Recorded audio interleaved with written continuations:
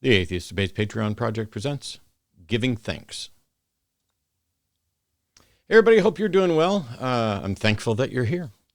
I grew up in a religious family where I was in church all the time, Sunday morning, Sunday night, Monday night, Wednesday night, all kinds of stuff.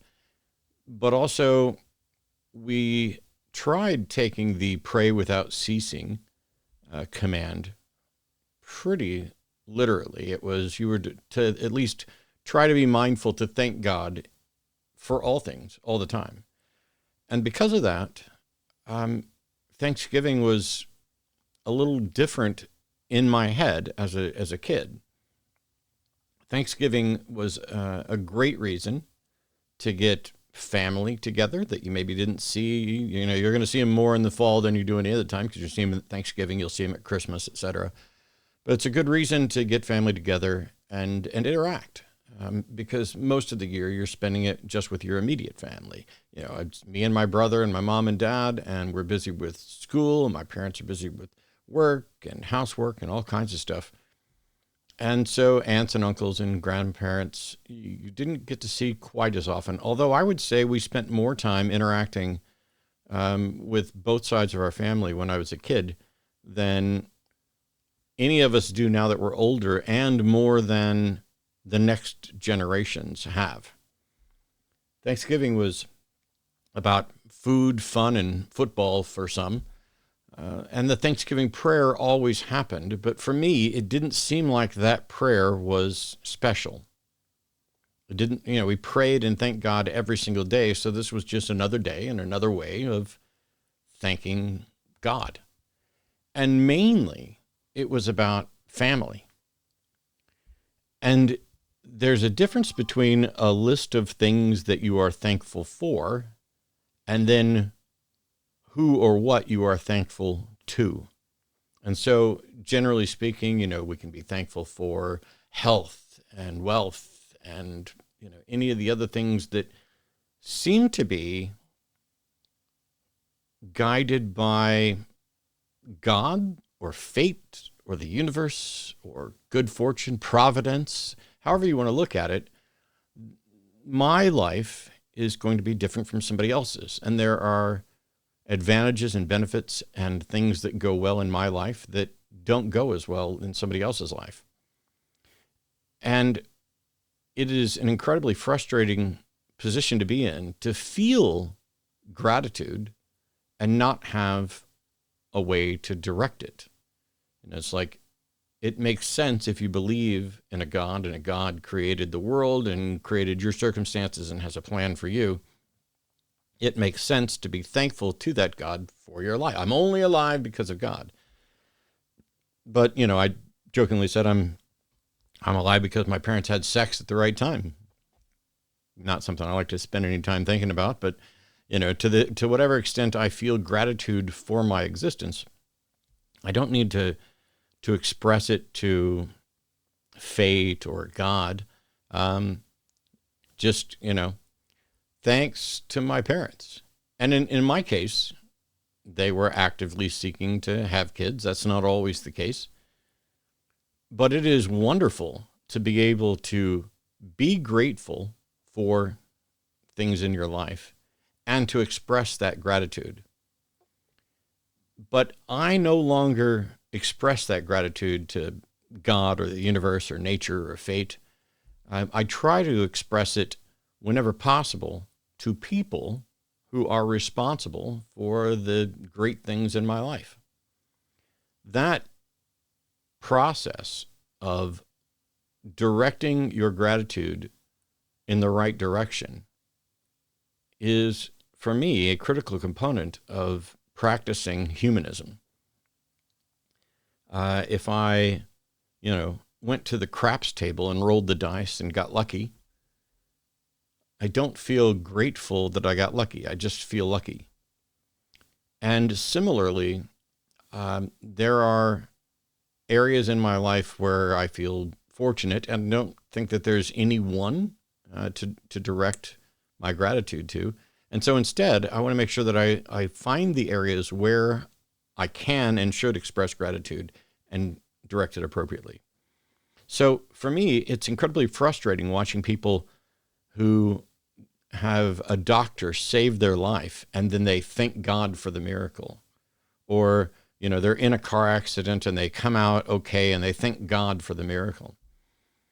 Instead, we should be thanking the doctors, for example, who continue to get better at diagnosing and treating conditions.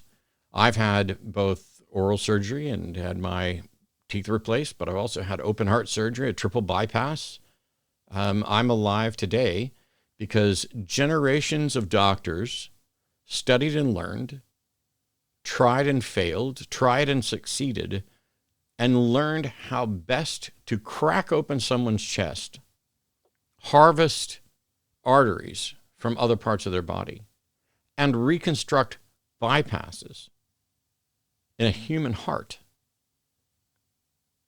I don't need to thank the God who people think created the heart that is defective. I just need to thank the generations of doctors who learned from the previous generation and built on it to the point where they are incredibly good at diagnosing and treating conditions. I also need to be grateful to the researchers who continue to get better at prevention and cures. We are on the verge, potentially, of eliminating or nearly eliminating things like obesity. The current spate of Mounjaro, Ozempic, whatever drugs that were ostensibly for diabetes and which I take for my diabetes. It's not why I lost weight, but it might be why I'm maintaining weight. But now they're being prescribed to people for weight loss, and it's working. I have a half a dozen people that I'm, really good friends with who have lost 30, 40, 50 pounds or more by using those drugs. Now, we may find out there's something just absolutely terrible about them later on, but this is the process. These researchers who got better at prevention and cures are helping to fix the errors that are brought about by our natural processes, the way our brains work and what they crave and what they don't crave.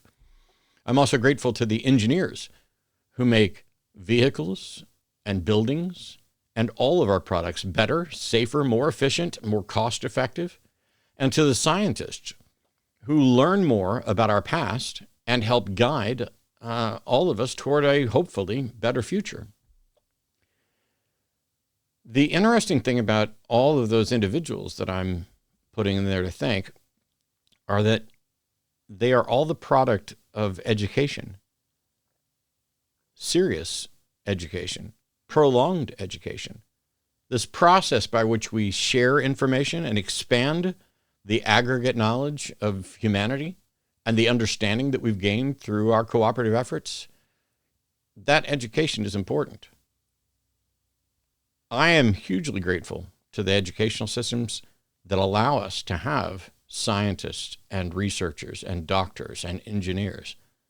But I'm also grateful for the millions of people who most of us don't think about on a daily basis that make our lives run in a way where we don't have to think about it,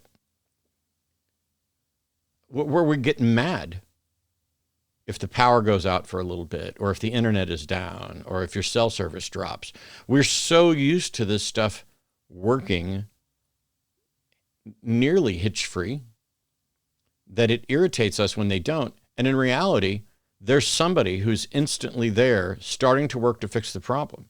And they're the same ones that were there trying to prevent the problems. And then there's the people who come around and pick up the trash so that I don't have to make a trip to the dump, or the people who run the dump so that I can make a trip to the dump. There are humans doing countless things that make all of our lives better every single day, and they need our gratitude, not some God. Thankfulness is often tied to recognizing that we are fortunate in many ways, and that there are others who are less fortunate. There's a cynical way of looking at gratitude where it's, oh, I'm grateful that I'm not you. And to some extent, there's some truth in there. I'm thankful that I'm not currently dying of pancreatic cancer, as far as I know. But that's not in any way a slight against those who are. That's a slight against pancreatic cancer. I, like everyone else, am fortunate in some areas and unfortunate in other areas, but my exercise of humanism is to take the advantages that I have and use them to help make the world better for all of us. So, thank you all for watching, and a huge thank you to the patrons who support this project and allow me to share my thoughts in the hopes that they might help all of us see more clearly in which areas we can be more effective at making the world better and better at expressing gratitude. Take care. We'll see you next time.